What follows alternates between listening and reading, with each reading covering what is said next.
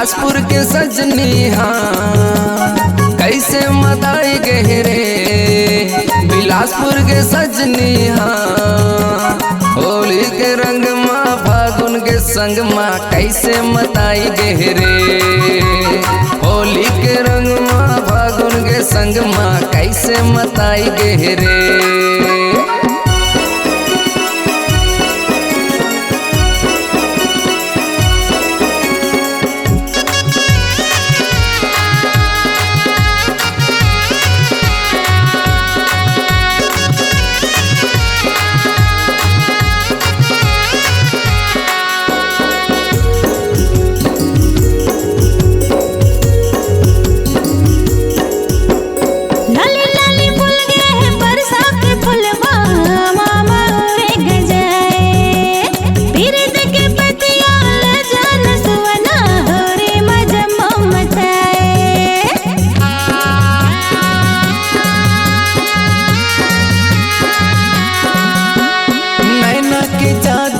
ऐसे चलाए दीवाना मौला बनाए। होली के दिन माँ आके वो गोरी मौला ते फगवा लगाए। कैसे मताई गहरे रायपुर की सजना कैसे मताई गहरे रायपुर की सजना। होली के संग माँ फागुन के रंग माँ कैसे मताई गहरे। होली के संग माँ फागुन के रंग माँ कैसे मताई गहरे।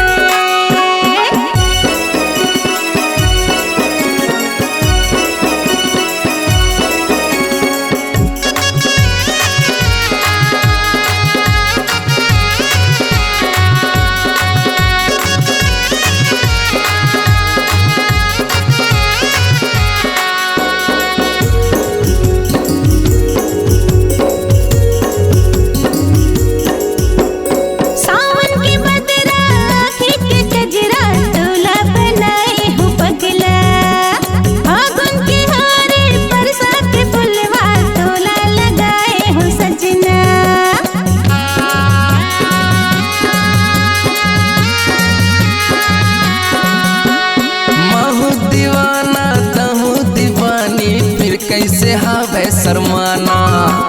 होली के दिन माँ आके वो गोरी हावे न गले लगाना। कैसे मताई गहरे बिलासपुर के सजनी हाँ कैसे मताई गहरे। बिलासपुर के सजनी हाँ होली के रंग माँ फागुन के संग माँ कैसे मताई गहरे। होली के रंग माँ फागुन के संग माँ कैसे मताई गहरे। कैसे मताई गहरे रायपुर की सजना कैसे मताई गहरे रायपुर की सजना। होली के रंग माँ फागुन के संग माँ कैसे मताई गहरे। होली के रंग माँ फागुन के संग माँ कैसे मताई गहरे।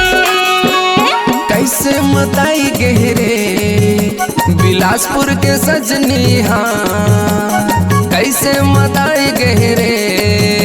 बिलासपुर के सजनी हाँ होली के रंग माँ फागुन के संग माँ कैसे मताई गहरे।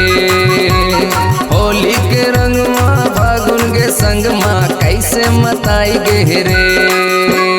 कैसे मताई गहरे रायपुर की सजना होली के रंग माँ फागुन के संग माँ कैसे मताई गहरे।